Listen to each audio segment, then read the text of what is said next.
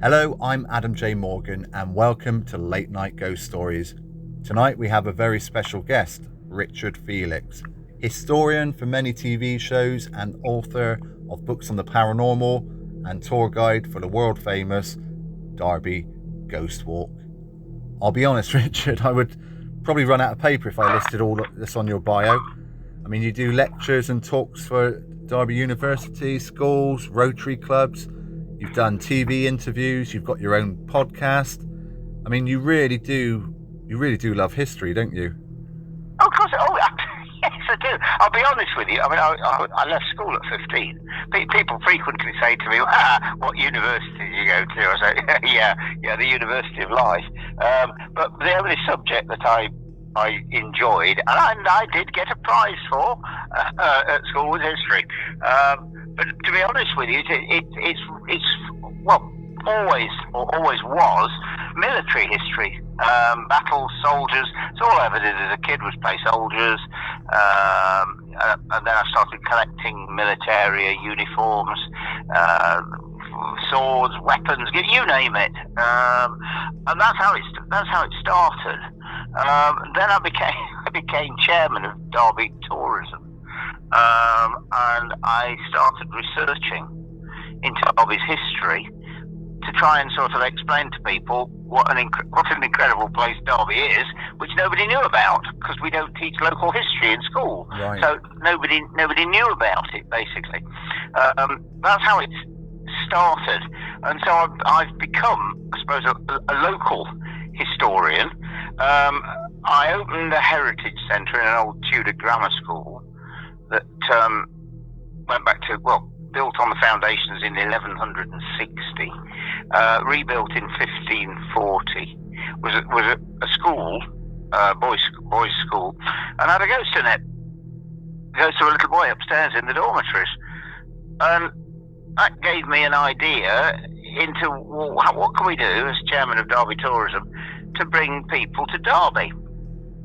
Well, York do ghost walks, Chester do ghost walks, Edinburgh does ghost walks. So I started in January 1993, Derby Ghost Walk, and I hated it. You hated it? Rubbish. Wow. This is absolute rubbish. Basically, I'd talked to certain people. I'd gathered together some books, old books sort of with ghost stories in, you know what I mean? And I thought, no. If I'm going to do it, I've got to believe in what I'm telling people. Exactly. And some of the ghost stories that that were, in my opinion, were that's not possible. So I didn't do anything. I stopped. Didn't do anything for the best part of a year, I would think, and started researching deep into the whole ghost business. And I've come up with what I now say all the time to people. What I'm interested in is the history that created the ghost. Right, yeah, that's good. And that's what I think makes it so much more fascinating.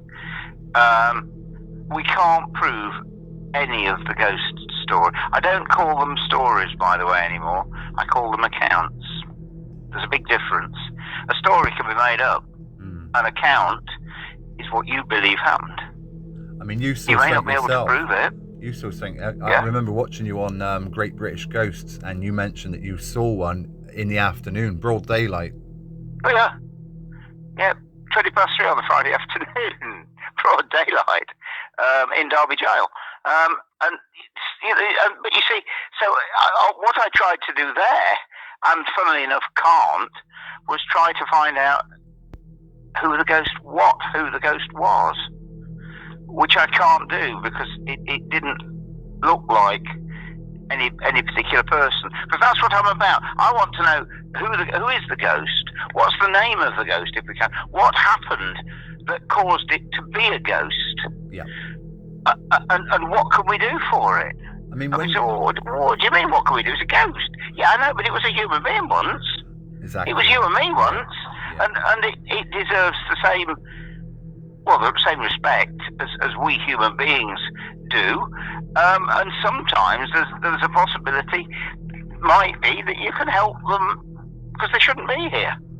Some of them want to be, some of them are trapped. So it's all, it's going into it so much deeper than that I think a lot of people have done, and certainly a lot of people in those original ghost stories that I'd learnt for the first ghost walk.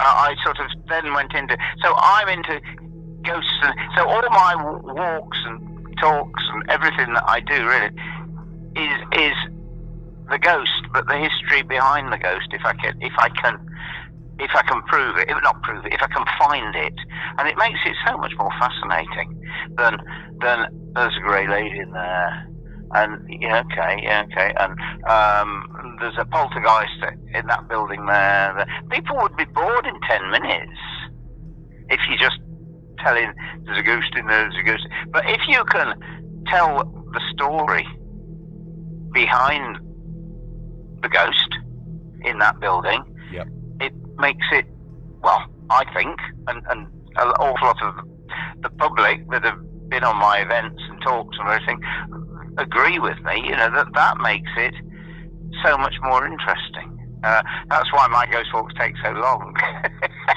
because at the end of the day, it's a case of why. It's not like now, I suppose. Wind me up and let me go, because I am passionate about the whole subject. And of course, what I'm trying to do is prove what it's all about. Yeah. And that makes sense, because you've got a book online, I noticed, well, several books, but one of them was called What is a Ghost? And I thought that's a very interesting, why have you written that? You've kind of explained that because you love the history behind the hauntings and the history of the building as well. So that makes total sense. I mean, there's another one called The People's Ghost Stories. Tell me about that one. Is that a collection of just... right, that's the latest. And right, so over the last 31 years of doing this,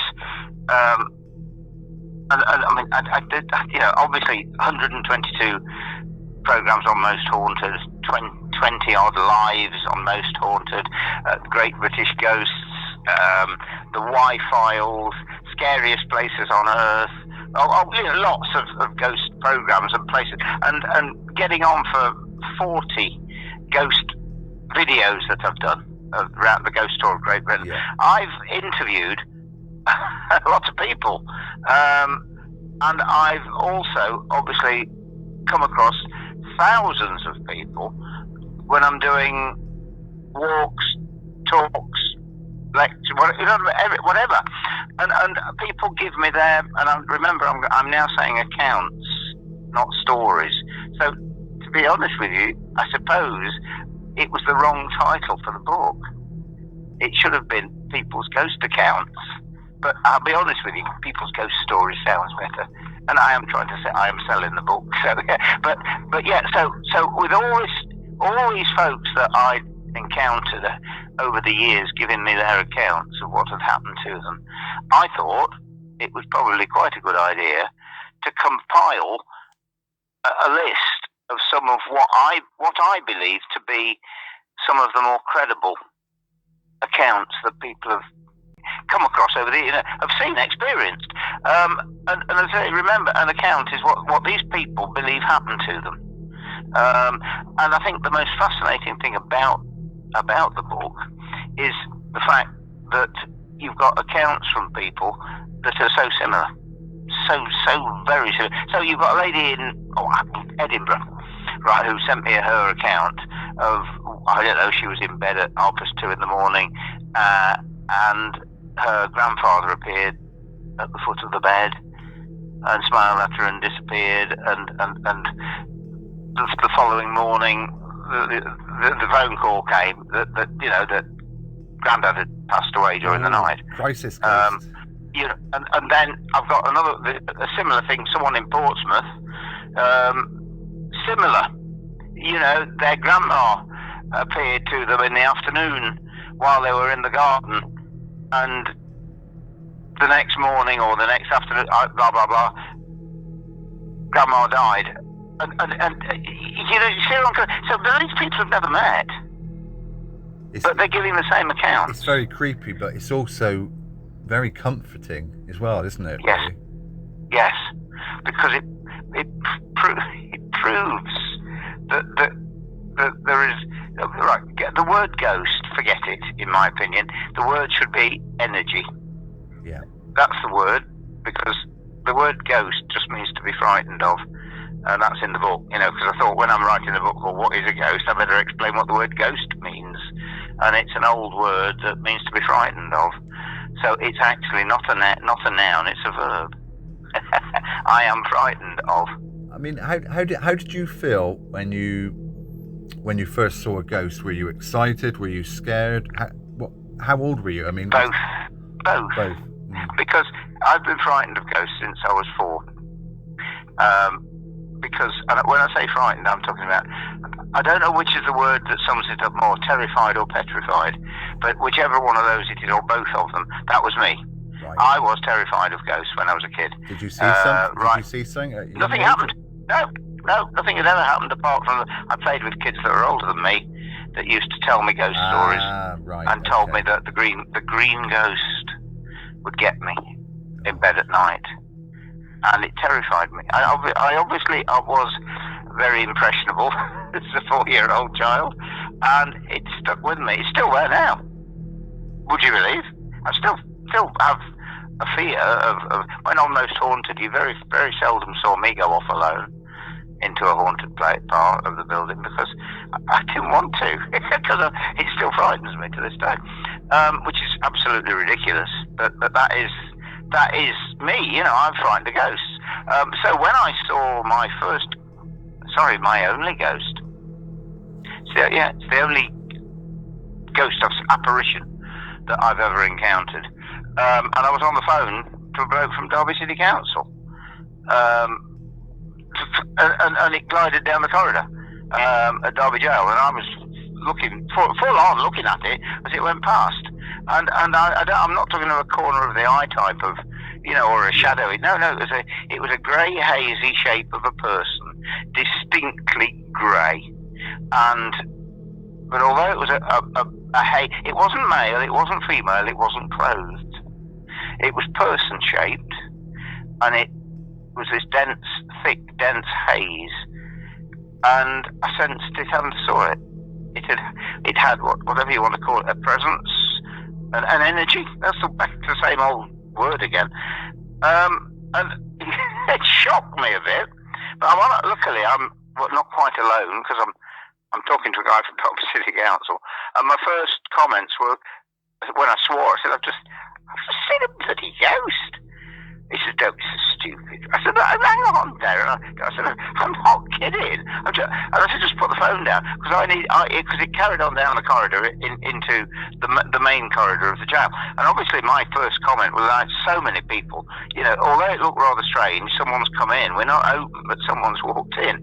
So I went down to the bottom of the corridor and shouted, "Excuse me," expecting there to be someone standing there. And of course, there wasn't. But I have to say, at that point, the hair on the back of my neck stood up. Yeah. But here's the thing, guys. It didn't get me. It didn't do it. It wasn't there. It's gone. Did anyone else? I mean, after you mentioned it to people, did anyone else ever see anything in the same sort of location? Right. Yeah. Well. Yeah. I mean, basically, first things first. Me being me, I tick the normal boxes, and I've ticked every box there is to try and disprove it. That's the answer. Was it a foggy day? It was November, but was it a foggy day? Yeah, no, it wasn't, but it might have been. It was November. But I mean, could a piece of person-shaped fog come down the stairs into Derby Jail and glide down? I don't think so. Had I got the kettle on? Was it steam? No, I hadn't. Was the dishwasher on? Was it steam from? No. Was the fire burning? Was it smoke? No, I hadn't got it on. And then we even go down to infrasound, because it was in a corridor. And there's this thing called infrasound, which causes sort of oscillations if the wind's blowing or you've got a fan on, and it can cause a nauseous feeling that gives people the wrong impression of there being a ghost. But there is no... I've got to get with... You probably know or heard of Steve Parsons. He runs the best paranormal group in the world, called Parascience, and he has got a very expensive machine that checks for infrasound in a particular building, and he brought it down to me in the jail. There is no infrasound in that corridor, so I've only got one explanation, and that's that I saw a ghost in there. And since then, really only 2 incidents in the same. But my son was in the jail in the same position as me, but with his back turned. He was on the phone as well, with his back turned, and he heard footsteps come past him. Wow. Heavy footsteps, and turned to see who was there. And the same corridor. There was nobody there. Same corridor. Wow. Nobody there.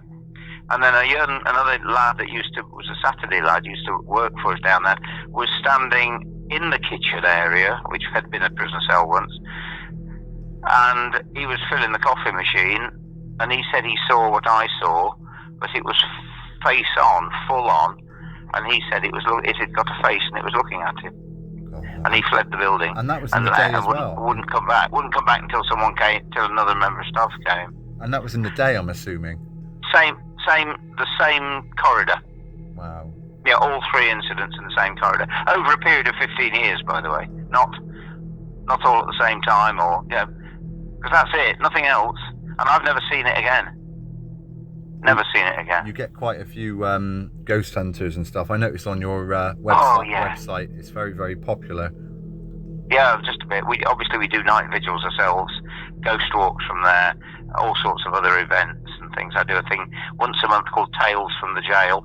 Wow. Down there, where we have a blazing fire in the winter, and we do ghost stories, and I theme it round tales from the inmates of Derby Jail, and the ghosts that are the inmates of Derby Jail, or were the inmates, or still think they are the inmates of Derby Jail.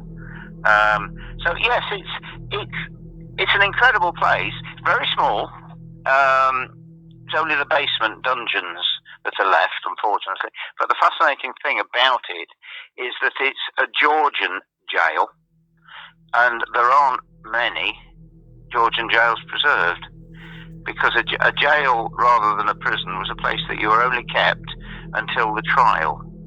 Right. You weren't kept in prison after the trial, and so we transported people, whipped them at the cart's tail, branded them on the palm of the hand, or hanged them. We didn't imprison them as such.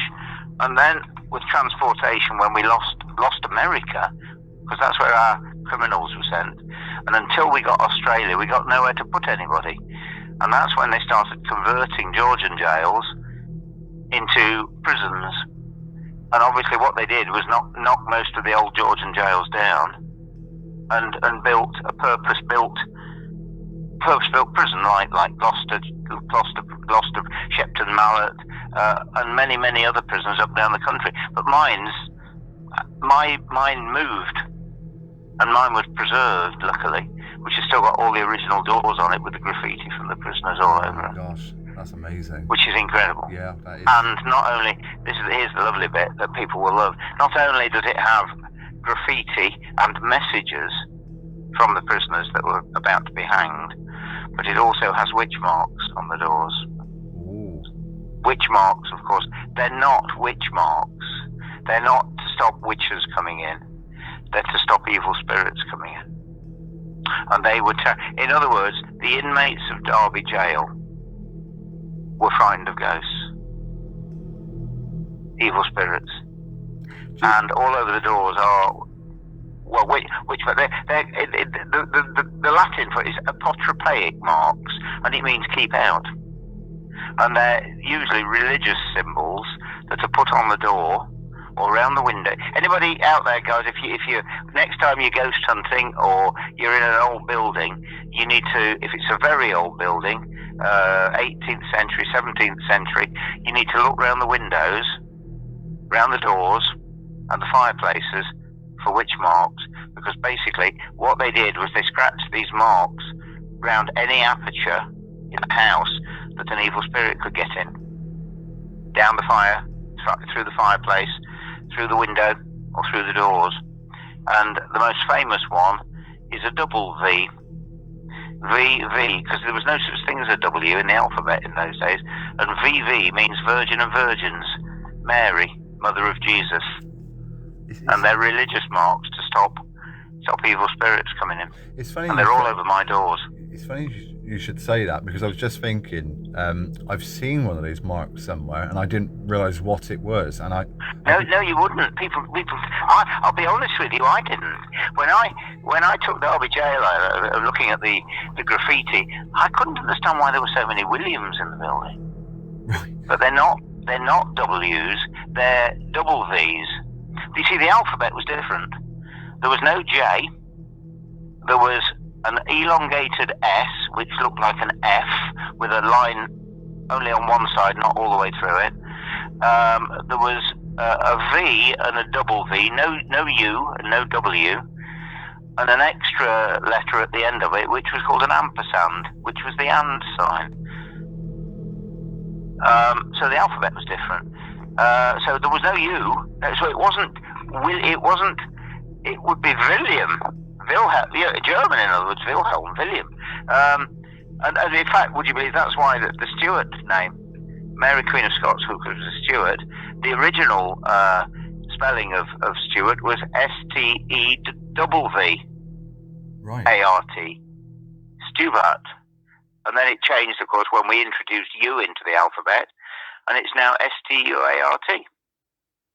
Do you think Fascinating, isn't it? I love history, and I noticed as well on your website that you especially Titanic, and that's one of my favourite subjects. Oh, yes. Ever since my dad showed me A Night to Remember, I must have been about 8 or 9 years old, and it had been it was a rerun on TV, and he said, "Oh, come and see this film about this ship sinking." He said it happened for real, and I watched it, and after that, glued every book. And recently, I took my 15-year-old in Bristol. They had a Titanic exhibition. Oh, really? Quite a small one. Obviously, not like the big famous ones. No. I think one's in Belfast, one in Southampton. There's quite a few, isn't there? But, yeah, Belfast one. I've been to my granddaughter there. I've got her into the Titanic. She's only 8. I've got her into the Titanic. She did a presentation at school. I've actually got a piece of the Titanic as well. So which piece have you got? Is it one of the... Because I know... No, don't get excited. I haven't a clue what it is. It's a strange brass piece that's still got oil on it. Wow. And it's a piece like of engine or something to do like that. Yeah. And the trauma on it is just beyond anything. So it's about the thickness of a thumb. A bit thicker than a thumb, probably. A little bit longer than a thumb. And it's solid brass. But it's the trauma where it's been gouged is just beyond anything. But I don't know what it is. We don't. And I've also got a postcard that was signed by a first-class passenger on the Titanic, 93-year-old lady that signed this postcard, and it's also signed by another lady who was a second-class passenger on the Carpathia, which was the ship that came and rescued the survivors of the Titanic. Yeah, wow, that's amazing. That was quite something. But we got that on the Queen Mary when we were doing Most Haunted. I remember. It was that. it. Yeah, I remember that. In the shot. Yeah, that was a good program. So I'm for some. As you said about history, for some strange reason, there's something in my makeup. It's disasters that I'm fascinated by. The Charge of the Light Brigade, Custer's Last Stand, the Alamo, the Titanic, and the Battle of Isandlwana, which is in the Zulu Wars when 1,600 British soldiers got slaughtered by the Zulu. Yeah, I'm into disaster. I'm a walking disaster, I think. Blimey.